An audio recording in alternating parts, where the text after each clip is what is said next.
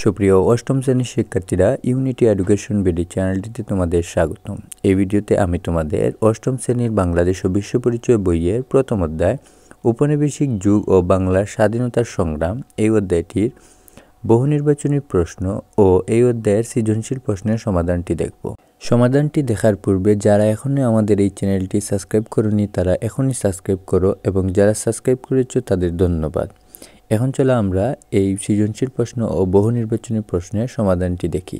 বহুনির্বাচনী প্রশ্ন 1, বাংলার স্বাধীন সুলতান শাসন প্রতিষ্ঠা করেন কে? এখানে উত্তর হবে খ, ফখরুদ্দীন মুবারক শাহ।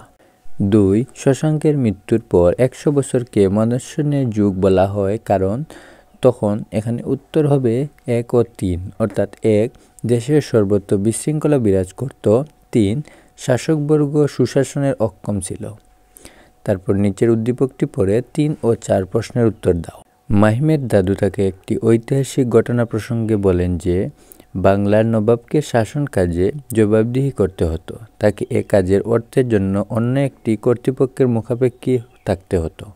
3 নম্বর প্রশ্ন, মাহিমের দাদুর বর্ণিত ঘটনা কোন শাসনের চিত্র প্রতিফলিত হয়েছে? এখানে উত্তর হবে গ, দ্বৈত শাসন। প্রশ্ন 4, বর্ণিত ঘটনার ফলে এখানে উত্তর হবে গ, 3, অর্থাৎ জনগণের মধ্যে বিদ্রোহী মনোভাব জেগে ওঠে। এখন চলো আমরা সৃজনশীল প্রশ্নের সমাধানটি দেখি। সৃজনশীল প্রশ্নের উদ্দীপকে দেওয়া আছে, নবীনপুর শিক্ষার দিকে পিছিয়ে থাকার ফলে এলাকাবাসী সব ক্ষেত্রে অনগ্রসর ছিল। উক্ত এলাকায় স্থানীয় প্রভাবশালী ও সম্পদশালী এক ব্যক্তির উদ্যোগে একটি প্রাথমিক বিদ্যালয়, একটি মাধ্যমিক বিদ্যালয় ও একটি কলেজ প্রতিষ্ঠিত হলো। ধীরে ধীরে এলাকার মানুষের মধ্যে শিক্ষা আলো প্রজ্বলিত হলো। কয়েক বছরের ব্যবধানে উক্ত এলাকার মানুষ সমাজ সচেতন হয়ে ওঠে। এলাকার শিক্ষিত নারী রায়হানারা নারী শিক্ষার বিষয়ে এলাকাবাসীকে সচেতন করে তোলে। এখানে ক নম্বর প্রশ্ন, ভারতের প্রথম ভাইসরয় নিযুক্ত করেন কে? এর উত্তর হবে ভারতের প্রথম ভাইসরয় নিযুক্ত হন লর্ড কার্নিং। তারপর খ নম্বর প্রশ্ন, বাংলা 1176 সনে এদেশে মারাত্মক দুর্ভিক্ষ দেখা দেয় কেন? এই প্রশ্নের উত্তর লিখব, রাজস্ব আদায়ের ক্ষেত্রে অতিরিক্ত কর আরোপ এবং পরপর 3 বছর অনাবৃষ্টির ফলে বাংলা 1176 সনে মারাত্মক দুর্ভিক্ষ দেখা দেয়। লর্ড ক্লাইভ প্রবর্তিত দ্বৈত শাসন প্রতিষ্ঠার ফলে রাজস্ব আয়ের দায়িত্ব পেয়ে ইংরেজরা প্রজাদের উপর অতিরিক্ত করের বোঝা চাপিয়ে দেয়।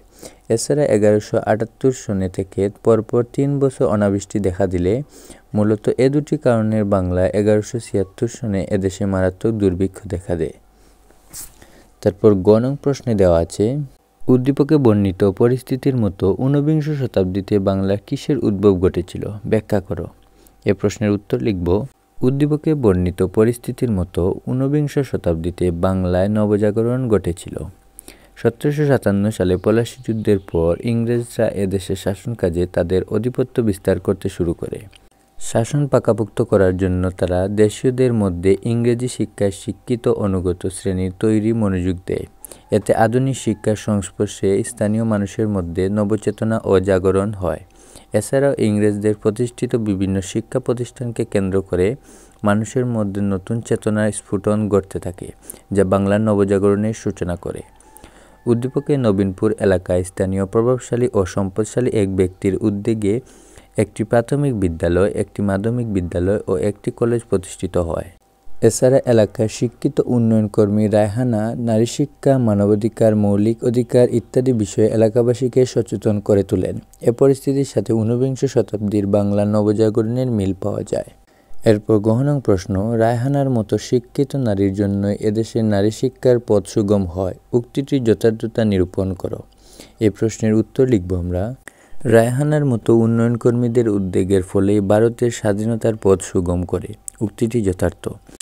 ঊনবিংশ শতাব্দীতে ব্রিটিশ শাসকদের শোষণের বেড়াজাল ছিন্ন করে নবজাগরণের উন্মেষ ঘটাতে কিছু শিক্ষিত ও সংবেদনশীল মানুষ এগিয়ে আসেন।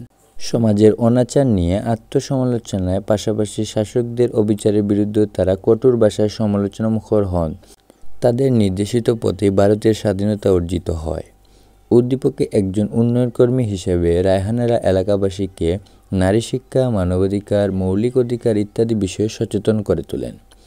রায়হানার মতোই রাজা রামমোহন রায়, ঈশ্বরচন্দ্র বিদ্যাসাগর, প্রমুখ ব্যক্তিত্ব মুক্তি মানে জ্ঞানচর্চার সূত্রপাত ঘটান, যার ফলে স্বাধীনতার আকাঙ্ক্ষা ও গণতান্ত্রিক অধিকারগুলোর উন্মেষ ঘটে।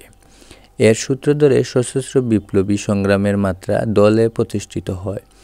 এ ধরনের নিরবিচ্ছিন্ন ও ধারাবাহিক আন্দোলনের ফলস্বরূপ বিশিষ্ট উপনিবেশিক শাসনের অবসান ঘটে এবং 1947 সালে ভারতবর্ষ স্বাধীন হয়। সমগ্র আলোচনার পরিপ্রেক্ষিতে বলা যায়, রায়হানার মতো উন্নয়ন কর্মীদের নবজাগরণে ভারতবর্ষের স্বাধীনতা অর্জনে ভূমিকা রাখে।